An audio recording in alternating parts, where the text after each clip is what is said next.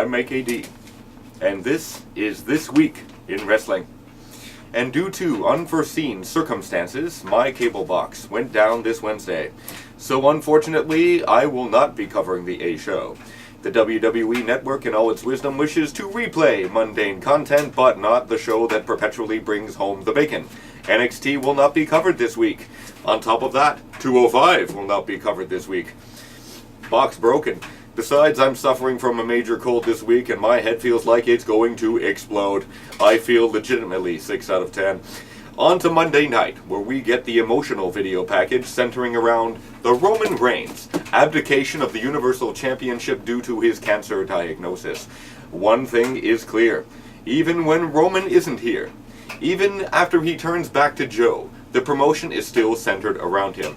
I hate to say this, but begin to run your promotion as if he's not coming back. Begin pushing other guys. Only then can you make new stars. So if or when he returns, your star power and emotional value does increase, instead of putting your entire wrestling promotion in a holding pattern until the return of your conquering hero. In the opening segment, we get a Lesnar-Strowman face-off that results in the general manager, Boring Corbin, getting power slammed several times. This guy is making a career out of being beat down.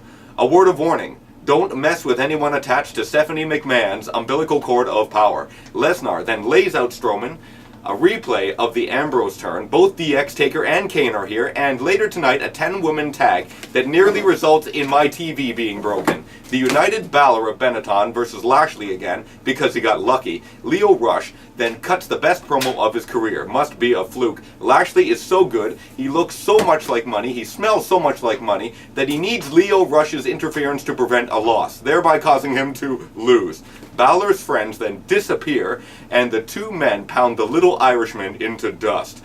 Corbin makes an executive decision, removing Cena from the Best in the World tournament because he doesn't want to go to your bullshit country, and inserts a guy that lost 2 weeks in a row into said tournament. Logic? Fuck it. Becky Lynch will take on Ronda Rousey as a battle of women's champions at Survivor Series. This looks good. Unfortunately, the glorified house show from the Kingdom consumed all the time needed for a proper push. So watch this pay-per-view get thrown together at the speed of light. Lita, Trish, Natalya, Bayley, Sasha take on the Riot Squad, the Dumpster Fire, and Mickie James, so we don't forget about that overhyped, underperforming historic women's pay-per-view that wasn't historic. As if I don't need to see these 10 women anywhere close to each other again. They do it again for old time's sake. God, this is rote. Despite how much like an old couch this match is, it was better than the 2 matches at Evolution combined. Very entertaining. A replay of the Evolution Battle Royal that for some reason was won by Nia Jax, because Rock's mom. Nia Jax and Ember Moon in the fakest interview of all time. Lightning in a bottle, eh? You can't smile in an interview while you claim you're going to eviscerate someone. You're not that good of an actress. A replay of the Ambrose segment. Rollins is looking for answers. Damn, so would I. But to tell you the truth, after I got out of the hospital, it wouldn't have waited a week. And during this whole time, Renee, Ambrose's wife, says jack shit. She knows nothing? What kind of a lunatic husband is this guy? Replay of the senior citizens of destruction in Australia. We're breaking a hip tonight. This show relies on so many replays, does them so frequently you'd honestly believe the average fan is 80 years old.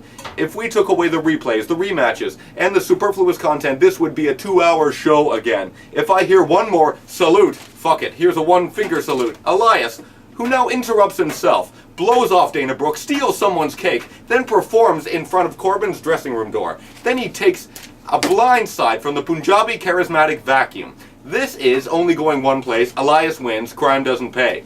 A replay of Strowman laying out Corbin, then getting laid out by Lesnar, proving baby faces are stupid. Evolution, salute, fuck me.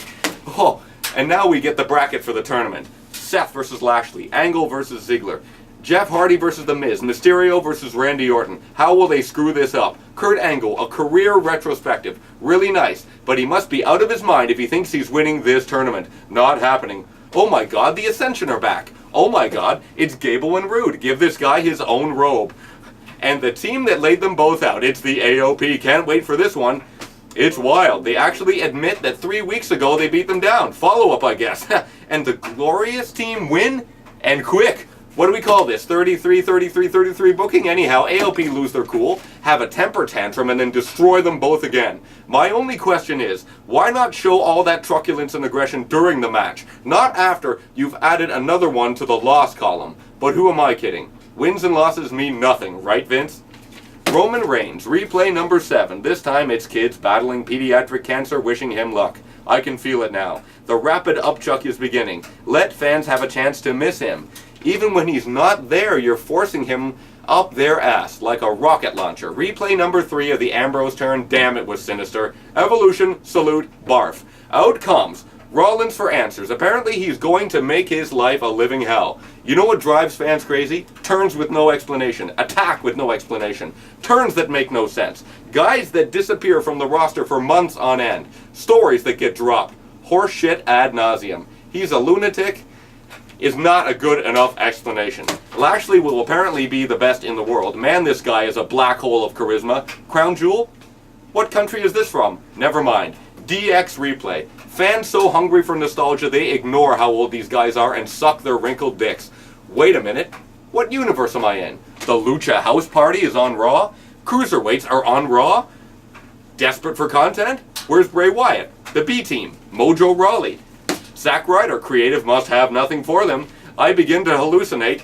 The Lucha House Party is taking on the revival. This is great. After a few weeks off, after they took beatings, after we thought they were going to be pushed hard as a tag team, it's about to resume with the crushing of the Lucha House Party. Wrong. They lose again. Go back to NXT. Up next, a career retrospective on a guy they ruined with inconsistent booking. Ziggler wants a trophy, and then McIntyre has his eye on the real prize, an actual title. He puts over Angle and turns up the Eagle Fire to 11. Out comes Apollo Catering to put him over. Brothers of Destruction in the cemetery again. Ravishing Rusev Day challenges Phenomenal Flair to a chop-off, and AJ's hair is phenomenal. Fuck off. I'll say this again. I'm done covering this tournament. Useless matches devoid of any prowess, and promos devoid of any creativity. It's a waste of everybody's time. And I have better things to do. Out comes the old guys to hog the main event, and it won't be quick. It won't be slow, agonizing pain. For the fans, it won't be the end of an era, which was 10 years ago, that you're still milking. It will be the end of your error. Weak. The Undertaker is not the Riddler. Open the coffin, DX pops out figuratively. Surprise chin music. Taker sits up, fade to black. Makes last week's episode look like a symphony. Tuesday night is Smackdown, and this one looks like they're getting a Halloween edition of this one. Main event is Jeff Hardy and Rey Mysterio versus Randy Orton and The Miz. There were some rumors regarding Daniel Bryan's pulling out of the Saudi Arabia show, and usually when this happens, we get a beatdown. But we don't. We get a World Championship match 3 days before the pay-per-view. And how they're doing this? Oh, this was a terrific match. Glad the royal family didn't get to see this one. Pretty great. Bryan had possibly the best match of his return, but predictably he taps out. Then out of the blue, Samoa Joe, right from the hospital, resurrects and lays out Bryan and AJ. Jeff Hardy is in the back, quoting Bansky, reading from a teleprompter and using lame artistic analogies. The Miz is the best, apparently, at everything. This Friday, he's going to win the tournament. Charlotte Flair is second-guessing herself, so she doesn't want to be the captain of the Smackdown Survivor Series team. No ego? Doesn't sound very Flair-like. Next is the trick-or-treat street fight, featuring the New Day dressed up as the Brood, spitting blood and suplexes onto pumpkins, drowning opponents in apples, and a victory for Big E over Cesaro. Crown Jewel has been rebranded a global pay-per-view event. Is this what you call it when something is controversial? Change the name, out of sight, out of mind. So obvious. A face-to-face promo featuring members of the main event running down each other. A caveat. If any of them lose in the main event, they're fired. Very passive-aggressive, Shane. The Perfect 10 has broken his hand because Brandy broke it. So this week, R-Truth takes on the Artiste. Just in case you forgot he was the champion. What charisma. What a waste. Mahalisha mixed match challenge promo. Shanti. I don't give a Shanti. I'm not covering this useless tournament anymore. Saving me 67 more minutes of time this week, and I'll need it going forward. Call me when it's over. Salute. Attention. Salute. Evolution again. It wasn't that good.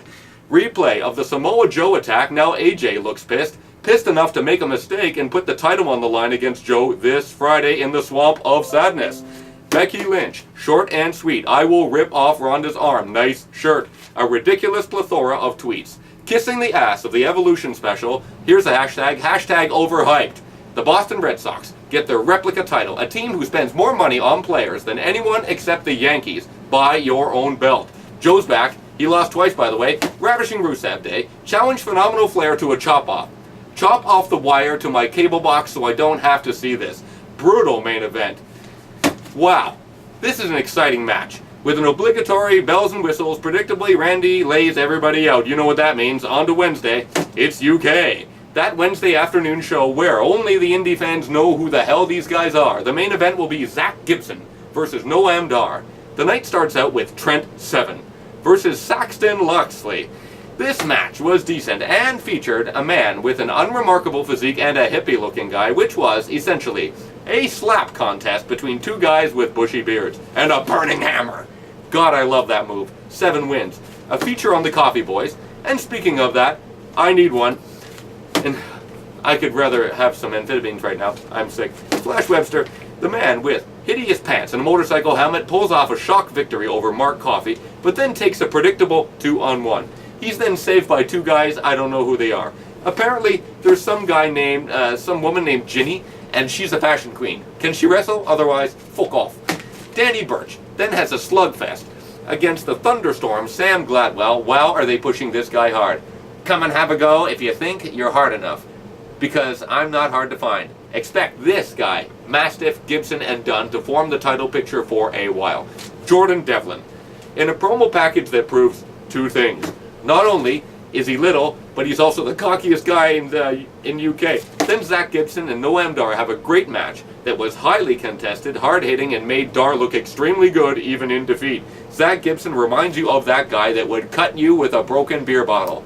Just an Apex-level prick. A hell of a fight.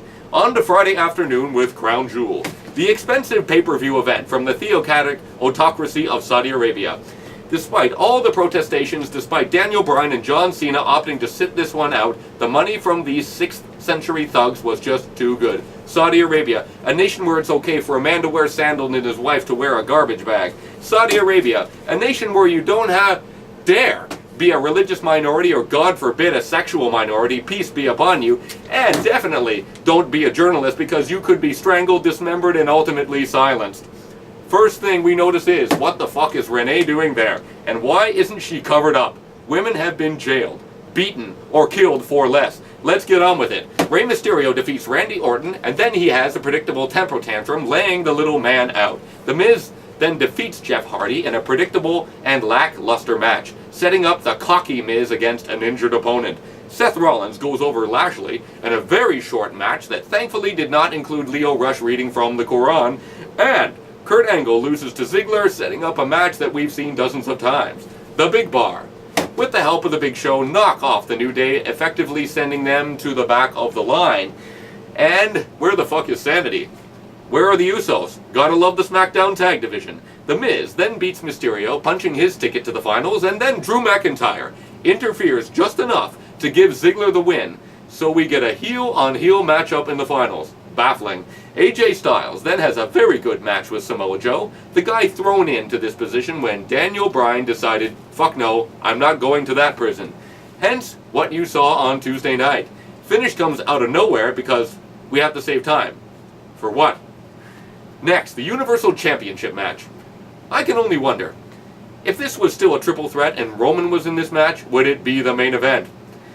Then you can see what happened, and you know why it's not. Corbin suckers Braun. Lesnar F5s him 5 times and wins. So a guy whose reign of terror over this title made this belt the least relevant title in the company is now back on the guy that made it virtually invisible. 2 words. We pray. Transitional champion. Not happening.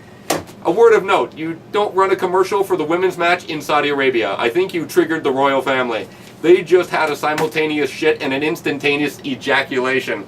On to the finals of the World Cup tournament featuring 2 heels, 2 guys from Hollywood, both general managers, and some of the stupidest nonsensical booking these eyes have seen. And I've seen a lot of shit. It's WWE.